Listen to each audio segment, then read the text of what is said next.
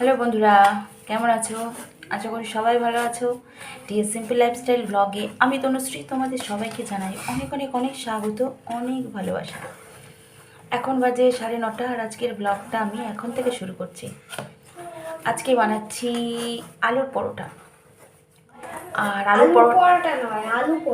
আলু পরোটার কারিগর দেখো, এই যে যেভাবে মাখছে একদম মানে ফুচকার আলু মাখছে, মানে নিজেই মুখটা চোকাচ্ছে আর কি। এত এত সুন্দরভাবে মাখছে, দেখো না, দেখছো একদম পুরো মানে ফুচকাওয়ালাকেও হার মানাবে। এবার টেস্ট হবে, দাঁড়াও, এবার টেস্ট হবে, দেখো। দেখছো? আচ্ছা, তুই কি কি দিয়েছো একটু বলে দাও। আমি জানি না, কে দিয়েছে এতে? তুমি। আচ্ছা, আমার মিক্স করতে বলতে আমি মিক্স করেছি। আমি বলে দিচ্ছি। আলু দিয়েছো? হ্যাঁ, জিরে গুঁড়ো, ধনে গুঁড়ো, জিরে গুঁড়ো, ধনে গুঁড়ো, নুন, নুন, আদা লঙ্কা বাটা, আর যাই না, ধনে পাতা কুচি, কাঁচা, আর জিরে গুঁড়ো, ধনে গুঁড়ো, মরি গুঁড়ো, শুকনো লঙ্কা গুঁড়ো, মানে রোস্ট করে আর কি গুঁড়ো করা। তো কত কিছু গুঁড়ো। এসব দেওয়া আছে। আর এই যে মাখাটা কেমন হয়েছে? দারুণ হয়েছে। আর এদিকে আমি আলুর দম করেছি, আলুর দমটা হয়ে গেছে, আলুর দম হয়ে গেছে, কষা কষা আলুর দম। আর এটা এইদিকে আমার এটা মাখাও হয়ে গেছে, এই দেখো চলছে ওদের গল্প। এইভাবে করতে করতে দেখা যাবে যে একদম অল্প চলে এসছে। এটা নিয়ে কত কত নম্বর যে চাকাচাকি চলছে বোঝা তাই। তো চলো এবার আমি এগুলো বানিয়ে নিই। তুমি মুখটা রং করছো কেন? না, আমাকে তো একবার টেস্ট করতে দিলে, দেখছো, লেগ ফুল করো না। চলো ঠিক আছে, না আমি আর করবো না। চলো আমি এগুলো বানিয়ে নিই, এখন এর মধ্যে পুরগুলো ভরতে হবে। তো এই যে মাখা হয়ে গেছে ময়দাটা। চলো। তো এই যে লেচিটাকে, ডোডা একটু চুপ করো। তো লেচিটাকে আমি এইরকম করছি, এরকম একটা মাঝখানটা ফাঁকা করছি, মানে বড় করে নিচ্ছি লেচিটাকে, থালার মতন করে নিচ্ছি। আর এবারে আলুর পুরটা দিচ্ছি। আমি যেহেতু বড় বড় করতে চাইছি, সেই কারণে আমি একটু লেচিটাকেও বড় বড় করেছি, আর পুরটাও আমি বড় বড় দিচ্ছি। তো এবারে এবারে এই যে এরকম করে করে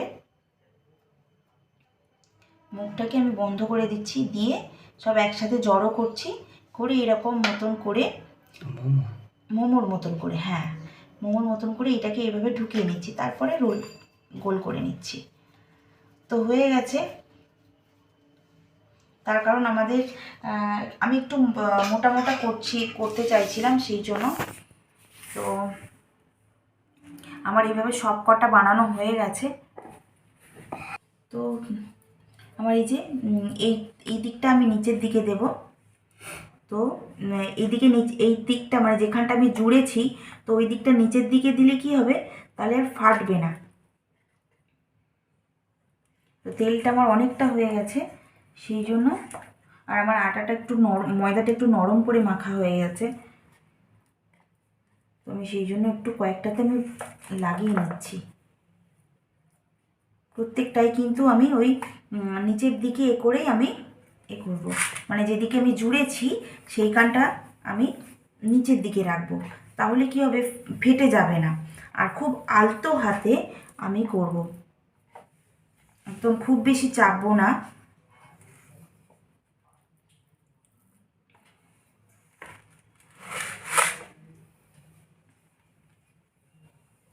খুব বেশি চাপার দরকার নেই।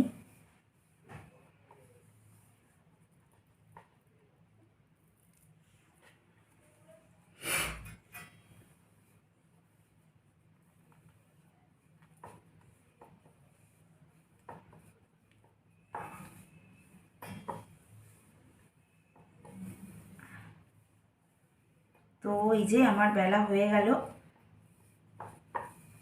ব্যাস আর বেশি আমি বড় করব না, এরকমই থাকবে। তো এবারে দেখো কিন্তু আমার ফাটেনি। তো এই দেখো আমি এইদিকে দিচ্ছি, এইদিকেও কিন্তু আমার ফাটেনি। তো এইভাবে আমি বানিয়ে নেব সবগুলোকে।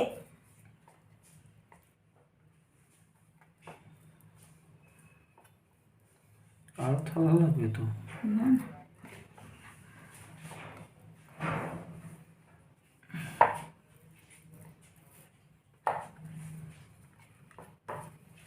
যে এই দেখো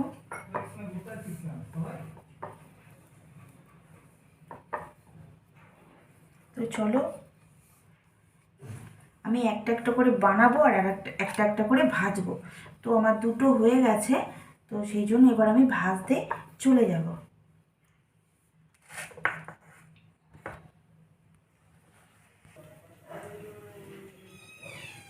তো তাওয়া আমার গরম হয়ে গেছে, আর এবারে আমি দিয়ে দিলাম।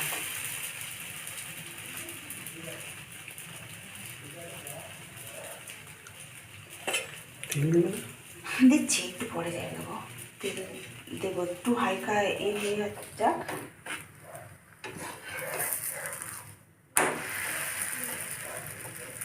এই যে দেখো আমার কিন্তু একদম ফাটেনি।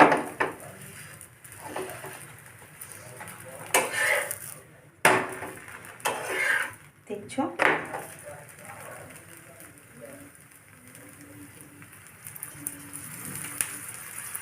আর এটা কিন্তু আমি নিরামিষ করছি, নিরামিষ আলুর পরোটা। বারব্রত দিন মানে যে কোনো বারব্রত দিন এরকম নিরামিষ আলুর পরোটা খাওয়া যায়।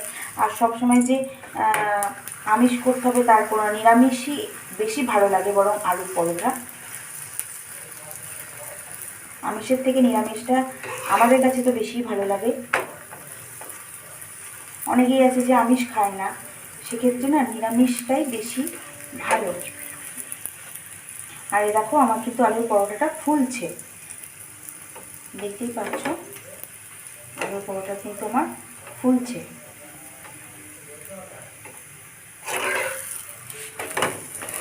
এই দেখো দেখো আলুর পরোটা কিন্তু এরকম ফুলছে আমার, পুরো রুটির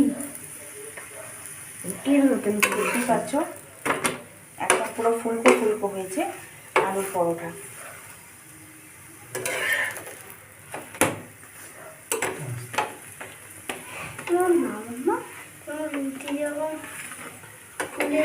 তোমরা চাইলে এটা বাটার দিয়ে ভাজতে পারো, বা খাওয়ার সময় এর ওপরে একটু বাটারও দিয়ে দিতে পারো,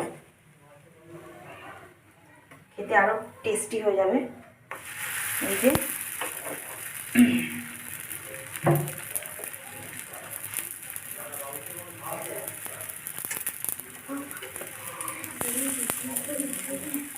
আলুর পুরেতে আমি কি কি দিয়েছি আরেকবার আমি বলে দিচ্ছি। ধনে পাতা দিয়েছি, ধনে পাতা কুচি, মানে ডাঁটাটা না পাতাটা, ধনে পাতা কুচি, আদা কাঁচা লঙ্কা বাটা, ধনে গুঁড়ো জিরে গুঁড়ো আর মৌরি গুঁড়ো রোস্ট করে, মানে ড্রাই রোস্ট করে শুকনো খোলায় আর কি নেড়ে নিয়ে তারপরে গুঁড়ো করে নিয়েছি। আর শুকনো লঙ্কা রোস্ট করে সেটাকেও আমি গুঁড়ো করে নিয়েছি। তো এই মশলাগুলো রয়েছে, নুন, অল্প চিনি, ব্যাস, আর কিছু আমি দিইনি।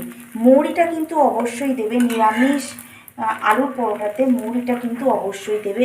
আর চেষ্টা করবে সবকটা মশলাই যেন বাড়িতে এরকম শুকনো খোলায় ভেজে তারপর গুঁড়ো করে নিতে, তাতে স্বাদটা আরও বেশি হয় আর খুব গন্ধটাও খুব সুন্দর হয়। আর দেখো প্রত্যেকটাই কিন্তু আমার এরকম ফুলছে,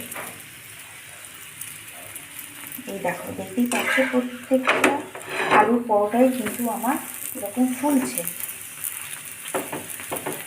দেখো একদম পুরো পারফেক্ট হয়েছে।